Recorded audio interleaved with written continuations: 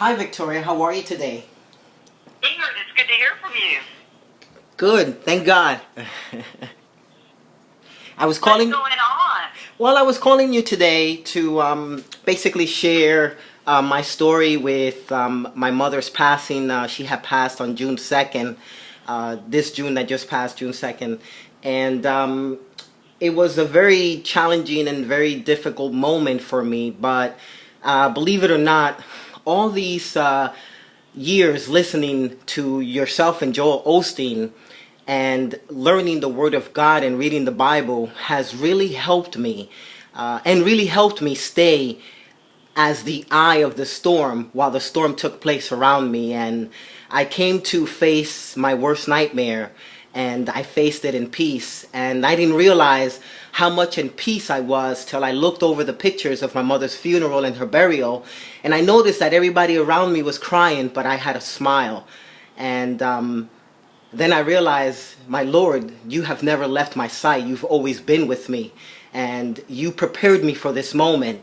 And I look back at how everything got started. Other than my grandmother starting us with the Bible when we were kids, I thought of you, Victoria, and I thought of Joel Osteen.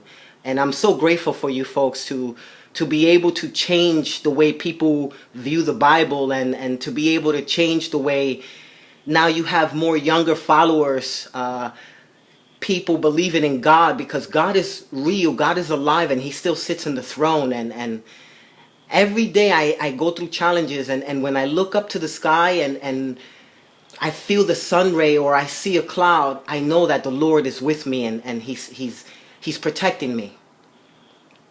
Ingrid, that is so beautiful. We just want to encourage you that, you're on the right path. It's difficult when you lose someone you love. And you know what, I love that what you said is you put the word in you, even before you needed it, Ingrid.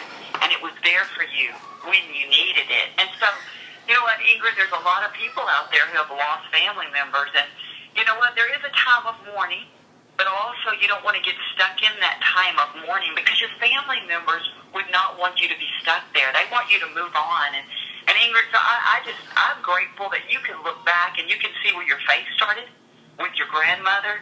You can see how it's continued with your mother, and now it's continuing with you. So Ingrid, thank you for sharing that with us. A lot of times that we can be in a storm, like you said. You were in this midst of grief and mourning and a loss, a true separation and loss. But you know what? You were able to not let that get in you and stay in you. You were able to change your perspective and just say, you know what, God, I'm grateful for my mother, and I'm grateful for what you've done, and I'm grateful for the Word, and that you haven't left me. You're not going to